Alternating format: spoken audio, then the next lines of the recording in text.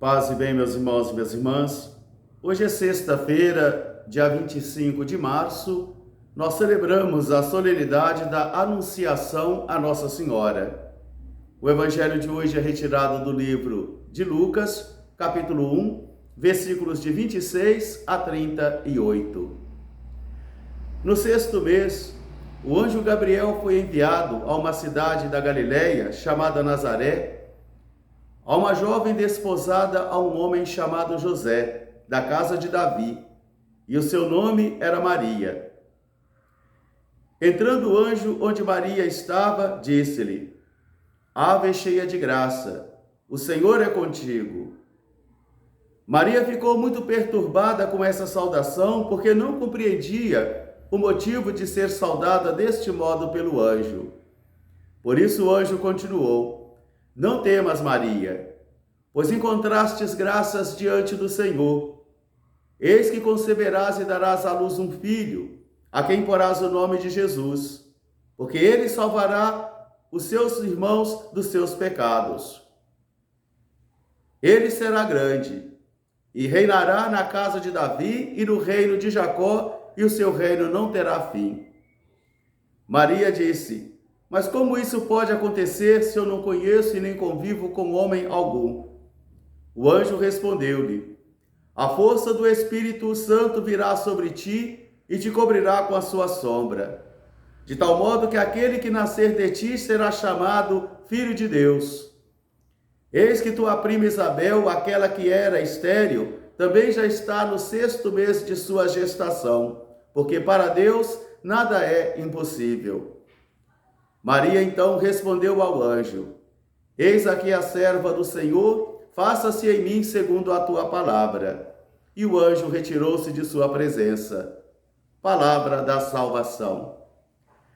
Meus irmãos e minhas irmãs, hoje o evangelho chega até nós nesta manhã com o anúncio do anjo Gabriel à Virgem Maria de que ela seria a mãe do Salvador. Com isso, daqui a 9 meses nós vamos celebrar o Natal, porque a igreja existe para proclamar o mistério de Jesus de Nazaré.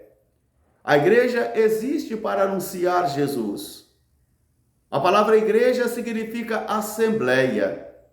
A palavra católicos significa mundial, universal, igual no mundo todo. Por isso, a igreja una, santa, católica e apostólica começa novamente o mistério da encarnação, para percebermos a entrada de Deus na nossa história, para proclamarmos que aquela criança nascida em Belém é o Deus Altíssimo que entrou em nossa história. A igreja existe para celebrar Jesus, para proclamar o senhorio dele, para proclamar a salvação que ele veio nos trazer. Por isso, hoje, nós podemos presenciar na narrativa desse evangelho a entrada de Deus na vida de uma mulher que, como todas as outras mulheres da sua época, esperava a realização das profecias. Ela também não compreende a saudação que o anjo faz a ela. Ave cheia de graça, salve cheia de graça. Em pouquíssimas passagens das Sagradas Escrituras, nós vamos encontrar tal forma de saudação. Ave cheia de graça, salve cheia de graça, o Senhor é contigo. Temendo ter visto uma visão que pudesse trazer a morte a ela, então aí ela vai ficar perturbada.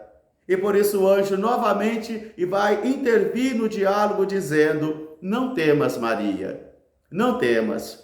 Não temas porque encontrastes graça diante do Senhor. Maria é a primeira cristã. Maria é a primeira crente cristã. E ela será então modelo de fé, modelo de entrega e modelo também de confiança plena em Deus, porque ela descobre que aquele Deus que envia o anjo para dialogar com ela é o Deus do impossível. Ela vai gerar um filho pela força do Espírito. E como diz a palavra de Santa Clara, aquele que o universo não pode conter, aquele que é o Deus Todo-Poderoso, Senhor de todas as coisas, Senhor do universo, vai se esconder no ventre de uma mulher. Aqui está a grandeza de Maria. A grandeza de Maria não é a sua barriga. A grandeza de Maria não é a sua maternidade. Mas a grandeza de Maria é ter sido uma mulher crente, aquela que acreditou que o Senhor iria realizar todas as coisas que ele prometeu. Meus irmãos e minhas irmãs, parece-nos sugerir o texto que Maria estava num momento de oração, quando o anjo se apresenta diante dela. Porque é na oração que nós vamos encontrando o discernimento necessário para conduzir as nossas vidas nos passos que o Senhor quer nos guiar.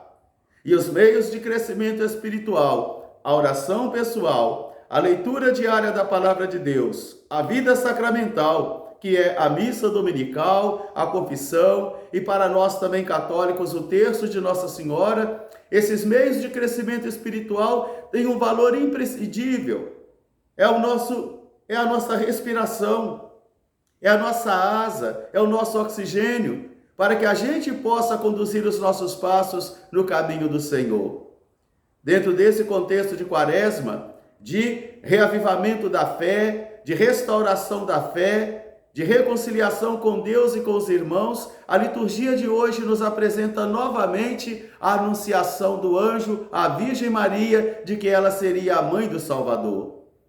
Aprendamos com nossa Mãe Maria, aprendamos a orar, aprendamos a nos alimentar da Palavra de Deus e aprendamos também e principalmente a estarmos com os ouvidos abertos, os olhos abertos, para podermos perceber as grandes intervenções que o Senhor faz na história de nossa vida. É no transcorrer dos dias, das horas, dos tempos, que o Senhor vai se falando, vai se manifestando a cada um de nós para cumprirmos a sua vontade. Logo mais, às 12h15, na Igreja do Rosário, no centro de Petrópolis, o nosso bispo estará celebrando a Santa Missa de consagração da Rússia e da Ucrânia ao Sagrado Coração de Maria, em comunhão com o nosso Papa Francisco. Às 19h, aqui em nossa Igreja Matriz, nós teremos a Santa Missa. Às 19h30, teremos a Via Sacra, também dinamizada pelas mães que oram pelos filhos. E estejamos hoje em comunhão com o Papa Francisco, nesse momento de clamor aos céus pela paz mundial. O anjo do Senhor anunciou a Maria e ela concebeu do Espírito Santo. Salve Maria! Até amanhã, se Deus quiser.